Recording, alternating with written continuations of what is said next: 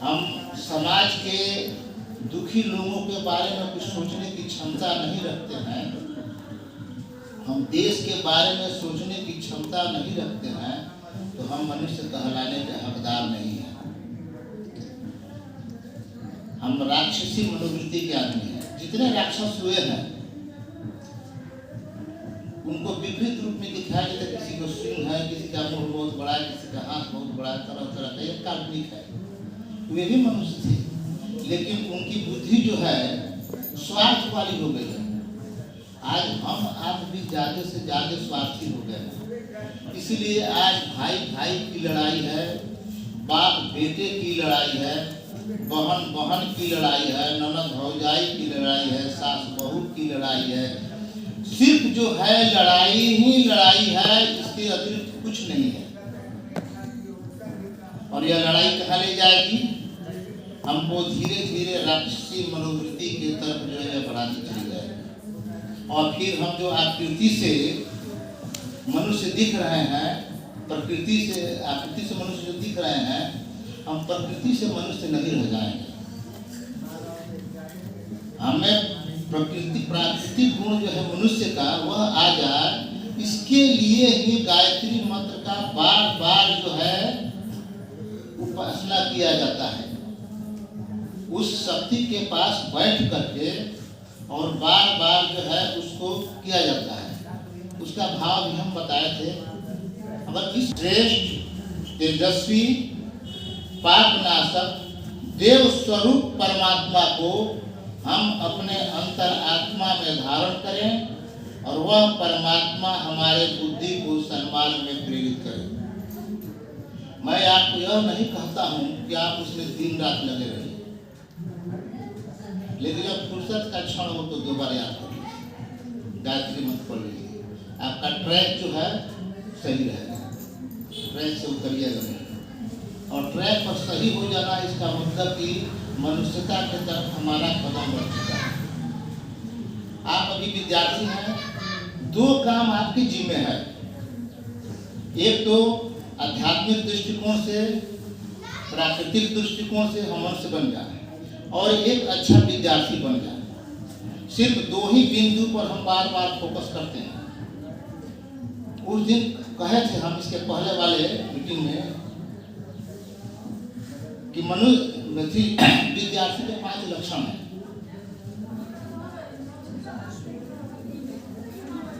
उस 5 लक्षण को हम अपने जीवन में उतारें। अगर उतर जाता है तो बहुत अच्छी बात है, लेकिन उसमें बहुत सारे लोगों के सहयोग की जरूरत है। जैसे पहला सहयोग की जरूरत है गुरु की, उससे भी बढ़ जाता है सहयोग गार्जियन की, और सबसे बेहतर प्रयोग हो जाता है वातावरण की। अगर आपके सहयोगी बेहतर होंगे, आपका फ्रेंड सर्किल बेहतर होगा, तो आपको अच्छा बनने से कोई रोक नहीं सकता है। मैं अपने लड़की का आपको उदाहरण दिया था। वह पटना पढ़ती थी, एक सर्किल बनाए हुए थी जिसको बार बार हम कहते थे ग्रुप डिस्कशन जिसको कहते हैं। तो ऊपर के क्लास में लड़के जाते हैं तो ग्रुप डिस्कशन से जुड़ जाते हैं। ग्रुप डिस्कशन में होता क्या है? जैसे किसी विषय वस्तु पर बात शुरू होती है, हम अपनी बात कहते हैं उसके बारे में, आप अपनी बात कहते हैं, आप अपनी बात, सब लोग अपनी अपनी बात कहते हैं।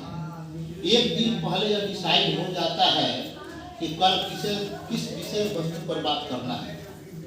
अगर उस विषय वस्तु पर कुछ हम समझे, कुछ आप समझे, कुछ आप समझे, कुछ आप समझे, सब लोग अपनी अपनी बात रखेंगे, तो हो सकता है कि जो हम नहीं समझे वो समझाए, वो समझा देगा हमको, वो समझा देगा हमको, कोई ना कोई हमको समझा देगा। और इस ढंग से आप लोग अनुभव कीजिएगा, जो पढ़ने में हमको आधा घंटा 1 घंटा में समझ में आता है, डिस्कशन में 5 मिनट में समझ में आ जाए। इसलिए उसकी बहुत जरूरत है, फ्रेंड सर्किल की बहुत जरूरत है। हमारे लड़की के साथ सिर्फ 4-5 लड़का लड़की थे, और सबने कंप्लीट कर लिया, सब बैंकिंग में चली गई। लड़का भी जो था वो सब बैंक में चला गया। जो ये लक्ष्य था उस लक्ष्य को प्राप्त कर लिया। यहाँ की बात बता रहे हैं, दूर की बात नहीं। यहाँ की बात यहाँ तो बगल में है इंदू देवी, जो गायत्री परिवार से जुड़ी हुई है। उनके लड़के के साथ 4 आदमी थे, बीपीएससी की तैयारी कर रहे थे। बीपीएससी समझ रही है, जिसमें एडीएम आदमी होता है, डीएसपी होता है। शुरुआत जो है कम से कम जो है वीडियो से शुरू होता है। उसकी तैयारी लोग कर रहे थे, 4 आदमी थे। चारों ने तैयारी शुरू किया। आपस में घर यही है, लेकिन डेरा लेकर के रहते थे 4 वाले, और उसी में पढ़ते थे। घर से दूर क्यों रहते थे? कि घर का वातावरण कुछ और रहता है।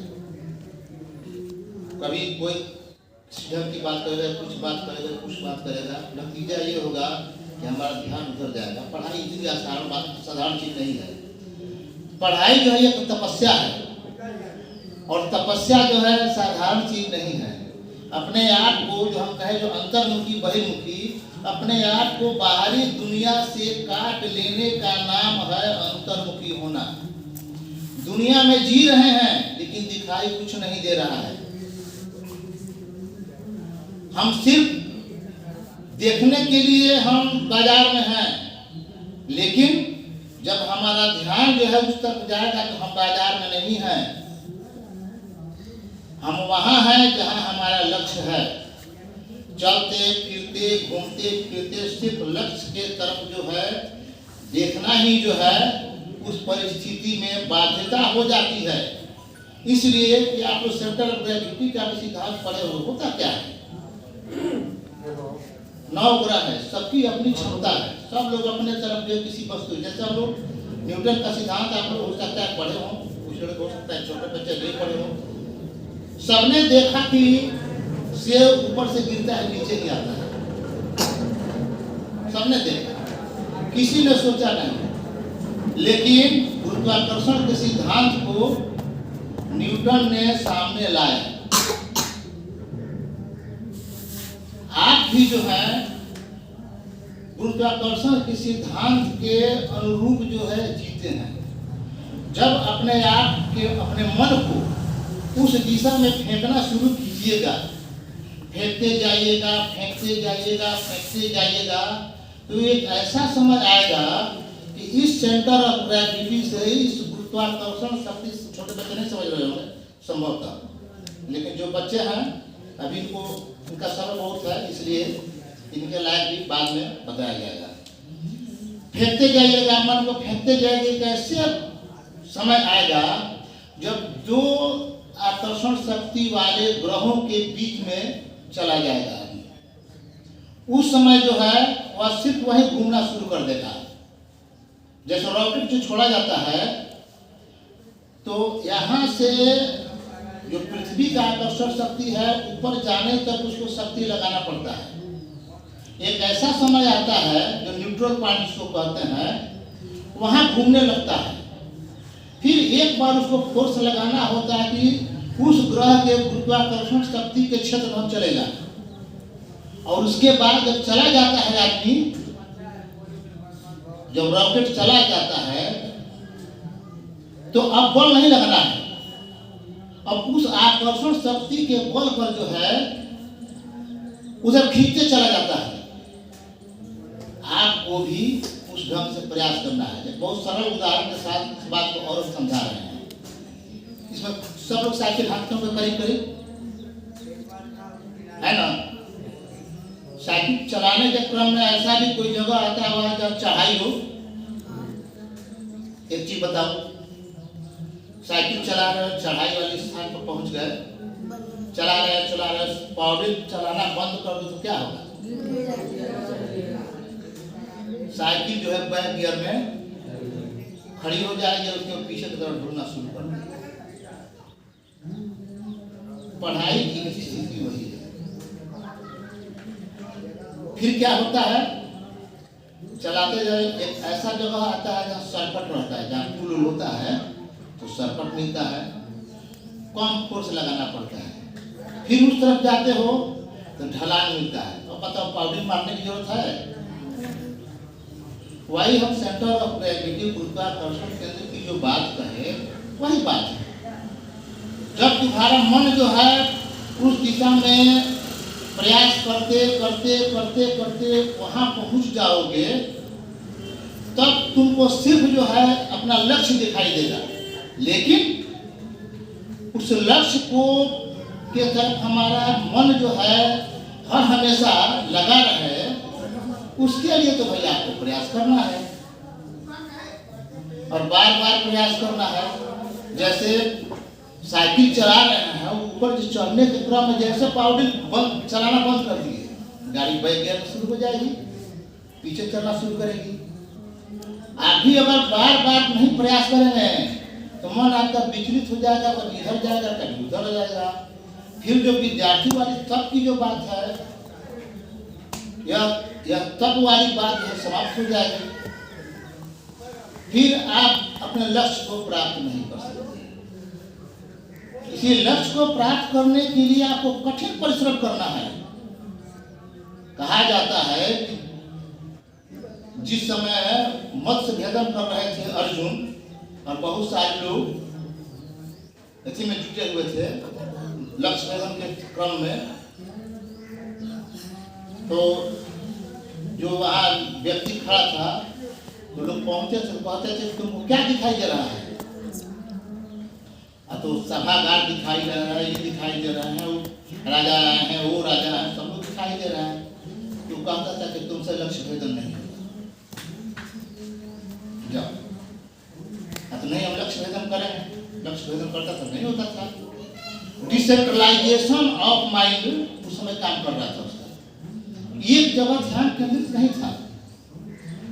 बहुत अच्छा लक्ष्य हासिल करना है तो बहुत ढंग से ध्यान को केंद्रित करना होगा।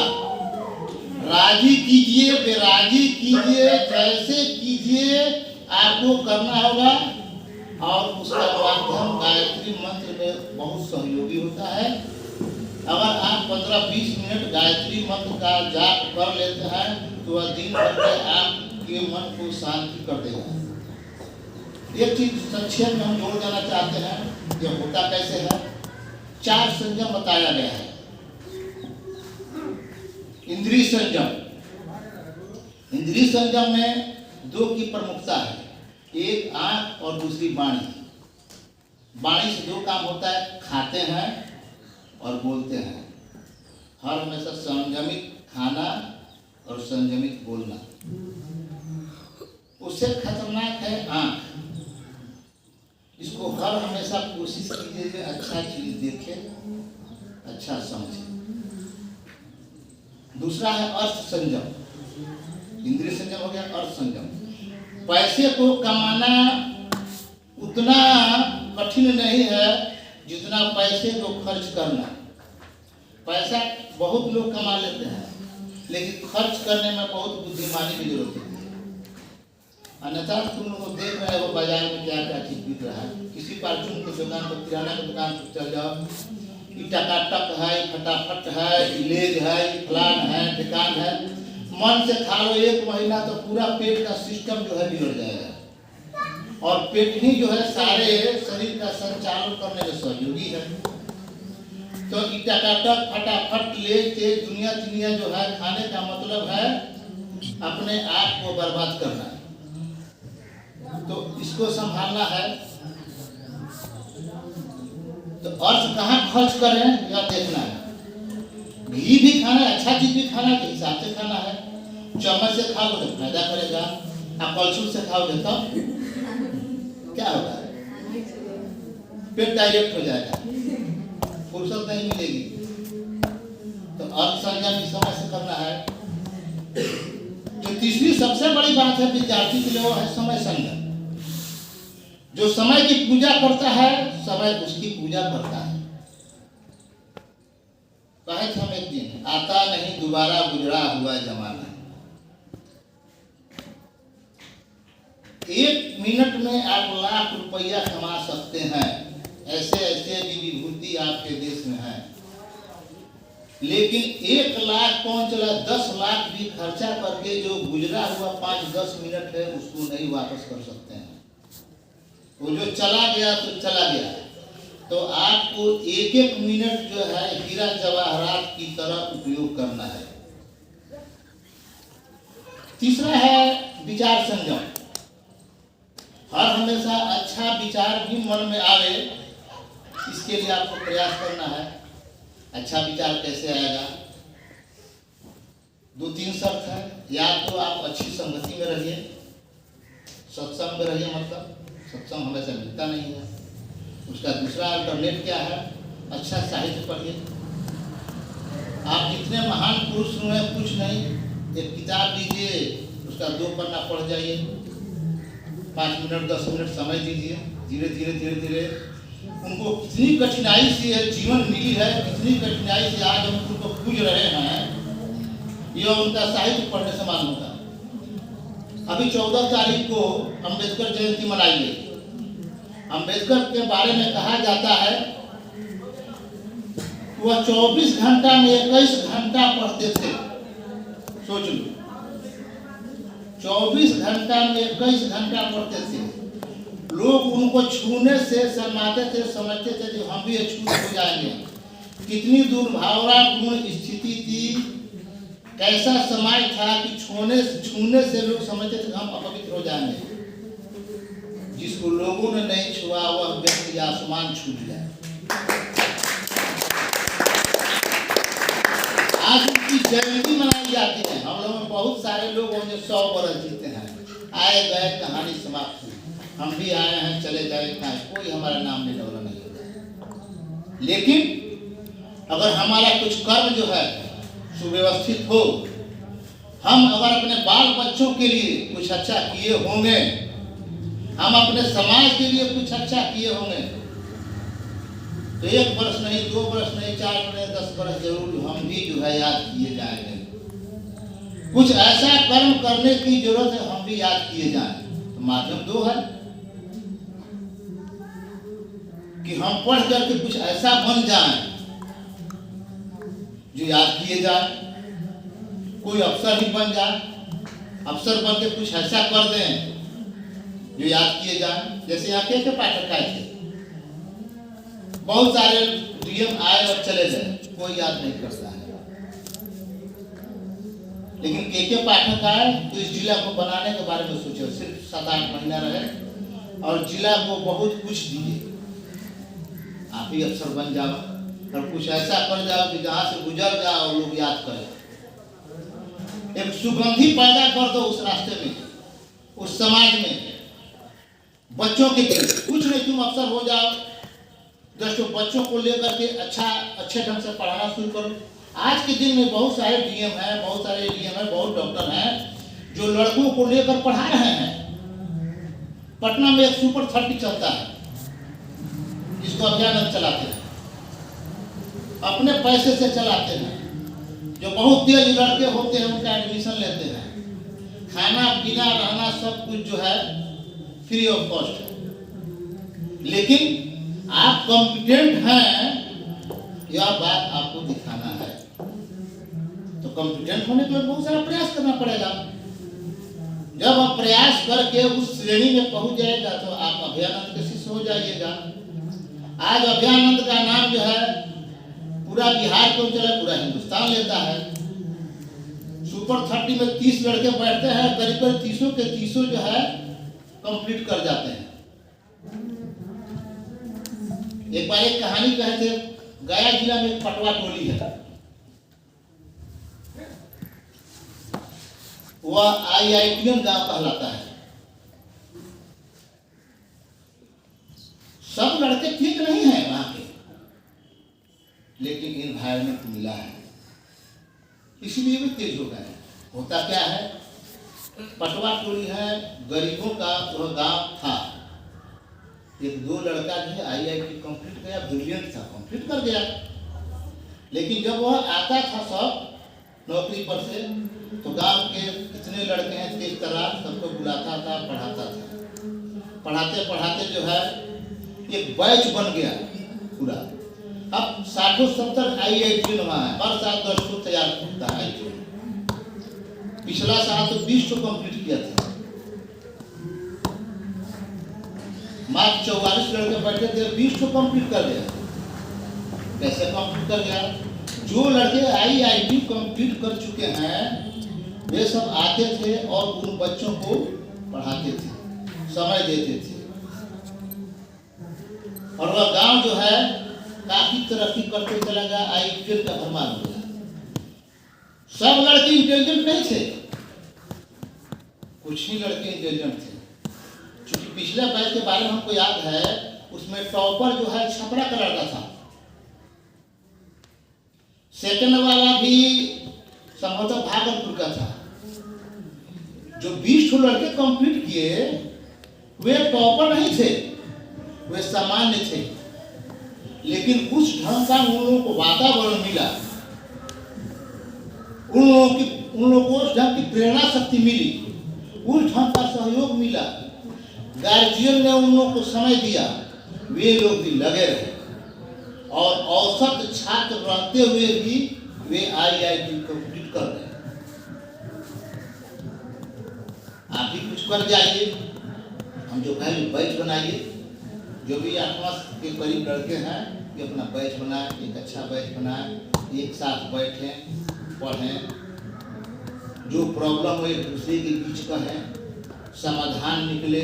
जो तुमसे समाधान नहीं निकलता है तो जो जिस गुरु से पढ़ रहा है उसके पास जाए, पूछें, समाधान निकलते चला जाएगा।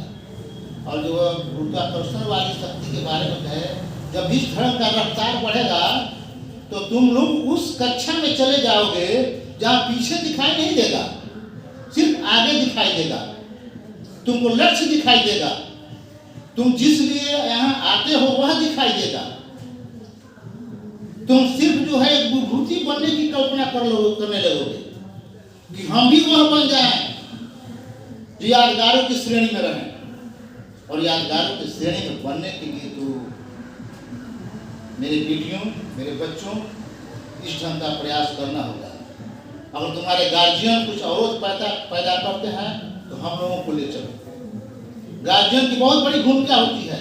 आज गार्जियन को फुर्सत नहीं है जो बच्चों का किताब उलट कर देखे, कॉपी उलट करके देखे, बच्चे क्या पढ़ रहे हैं देखे। हम मानते हैं कि गार्जियन बहुत तेज चला नहीं है, पढ़ना तो उलट कर देख सकते हैं। जो टास्क मिला है लड़का बनाया कि नहीं बनाया, और तेज चला रहे हैं यह देख सकते सही बनाया गलत बनाया। हम लोग शिक्षक को रखे हुए थे, उन नाम के बदले एडजेक्टिव पढ़ा रहे थे, एडजेक्टिव के बदले नाउन पढ़ा रहे थे, उल्टा पुल्टा पढ़ा रहे थे। हम चेक किए देखे कि उल्टा पुल्टा पढ़ा रहे हैं तो कैसे बिगड़ जाएगा, तो उनको हम हटा कर दूसरे शिक्षक को रखे।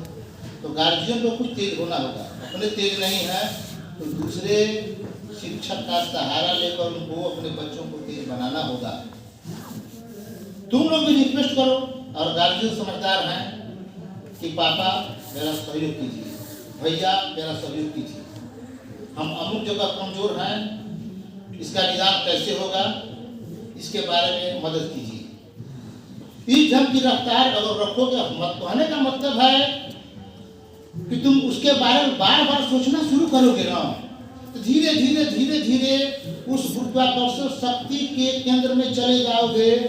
जो हम कह रहे थे, तो साइकिल चढ़ा रहे हो, पावडिंग मार रहे हो, शुरू में काफ़ी प्रयास करना पड़ा, बीच में एक ऐसा जगह तक आया जहाँ बहुत कम प्रयास करना पड़ा, उसके बाद जब ढला रहा तो सिर्फ फंडिंग संभालना है, चलाना नहीं है। तुम एक लाइन पढ़ोगे 2 लाइन समझ में आएगा। लेकिन शुरू में मेरे बच्चों बहुत प्रयास करना होगा, और प्रयास के लिए बस 2 ही उपाय है। गायत्री मंत्र की साधना करो, यह अंतर्मुखी बनाएगा। तुम क्या हो, कैसे हो, तुम्हें वह भाव पैदा करेगा, तुम्हें वह शक्ति पैदा करेगी कि गायत्री मंत्र में इतनी शक्ति है, जो भी इसको अपनाया वह चमक गया। गांधी जी इसको अपनाए चमक गए, नेहरू जी से अपनाए चमक गए, राजेंद्र प्रसाद अपनाए चमक गए, भगवान श्री राम अपनाए चमक गए, भगवान कृष्ण अपनाए चमक गए, जो भी इसके शरण में गया चमक गया। क्योंकि सेंट्रलाइजेशन ऑफ माइंड जो है गायत्री शक्ति देती है। तो सिर्फ दो काम करना है, एक पढ़ने के लिए माहौल बनाना है, और दूसरी बात है कि सुबह उठ करके अगर संभव हो तो स्नान करके, उतना अगर संभव नहीं हो तो बिस्तर से उठो और 15-20 मिनट 10 मिनट जितना संभव हो उतना देर तक गायत्री मंत्र विचार करो। तुमको लक्ष्य मिल जाएगी। हमारा दावा है जो लक्ष्य मिलेगा अगर सिर्फ दो चीज अपनाते हो, एक कठिन परिश्रम और दूसरा गायत्री मंत्र की उपासना। लक्ष्य प्राप्त करने से कोई रोक नहीं सकता है। और तत्व का तो ऐसी भी स्थिति आती है कि तुमको वह प्रकृति जो है मदद करने के लिए मजबूर हो जाती है। बार बार जप करने का क्या मतलब है? हे ईश्वर, हम आपसे प्रार्थना करते हैं। प्रार्थना किसी की भी की जाए, चाहे व्यक्ति हो या शक्ति हो, वह जो है तुम पर आस भाव रखता है, वह तुम पर खातिर हो जाता है। सबरी ने पूरा जवानी खत्म कर दिया, सारा बचपन खत्म कर दिया, जवानी खत्म कर दिया, बुढ़ापा में आ गई, ईश्वर के दर्शन हुए। लेकिन जिज्ञासा ऐसी थी, जिज्ञासा बहुत प्रबल थी। उस प्रबल शक्ति को जगाना होगा। द्रोणाचार्य के पास एकलव्य गया, कहा हम आपको गुरु बनाना चाहते हैं। द्रोणाचार्य ने कहा कि मैं सिर्फ राज घरानों का गुरु हूँ, कौरव और पांडव ही हमारे शिष्य हो सकते हैं, दूसरे किसी को नहीं सिखा सकते हैं। उसमें भावना जगी कि हम इनको गुरु मान करके सीखेंगे। गया और द्रोणाचार्य की मूर्ति बना दिया और उनके सामने जो है वो धनुर्विद्या सीखने लगा।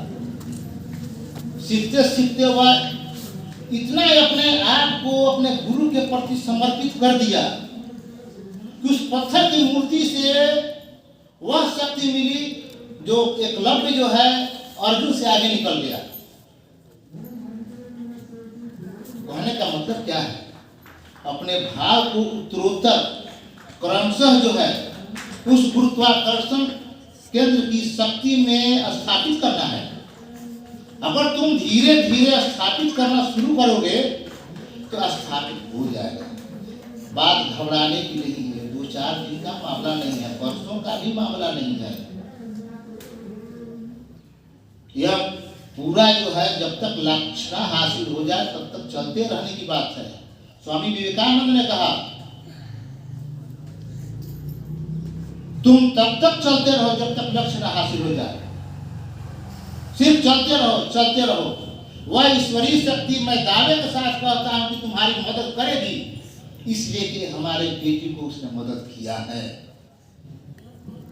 जो आज बैंक में है उसको उस शक्ति ने मदद किया है। और हमको पूरा भरोसा है कि तुम भी अगर उस ढंग से उसकी उपासना करोगे, उसकी साधना करोगे तो वह शक्ति तुमको भी मदद करेगी।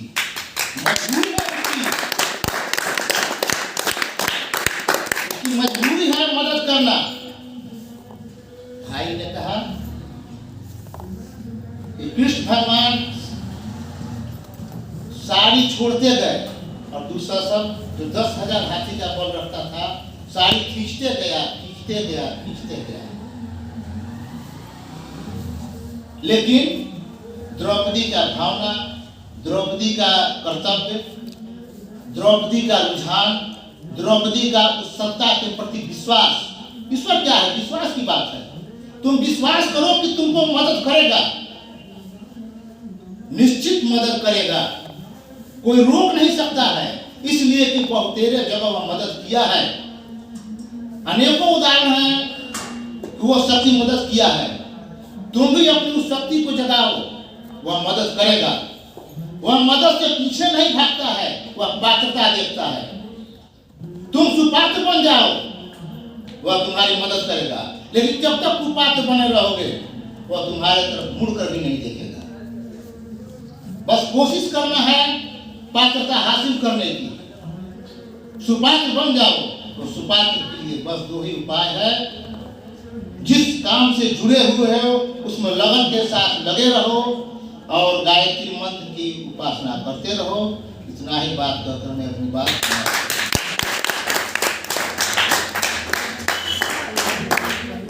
बहुत बहुत धन्यवाद भैया जी। बताओ जी, हम लोग के बीच हमारे आदरणीय प्रवीण भैया आ चुके हैं। एक बार जमींदार तो तालियों का स्वागत करें। ये इनके बारे में आपको पहले ही बताया था। ये देव संस्कृति विश्वविद्यालय से, जो उत्तराखंड में हम लोग का मुख्यालय है शांतिकुंज में, वहाँ से इन्होंने पढ़ाई की है। वहाँ इन्होंने यहाँ समय देते हैं। ये नेचुरोपैथी जो एक चिकित्सा के तौर पे काम करते हैं, यानी डॉक्टर, जैसे आपको बोला जाए डॉक्टर के तौर पे वहाँ काम करते हैं, लोगों की सेवा करते हैं। ये हम लोग के बीच शांतिकुंज से आए हैं। इनका भी सेमिनार चल रहा था सेवा देने का खलीलाबाद में, तो वहाँ से ये हम लोग के बीच हम लोग रिक्वेस्ट करने पर आए हैं। आप हम आए और हम सभी का मार्गदर्शन करें। सबसे पहले मैं भैया का स्वागत करना चाहूँगा। बाबू जी चंदन से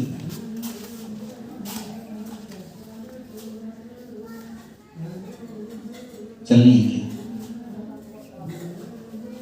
ओम भूर्भुवः स्वः तत्सवितुर्वरेण्यं भर्गो देवस्य धीमहि धियो यो नः प्रचोदयात्। ओम भूर्भुवः स्वः तत्सवितुर्वरेण्यं भर्गो देवस्य धीमहि धियो यो नः प्रचोदयात्।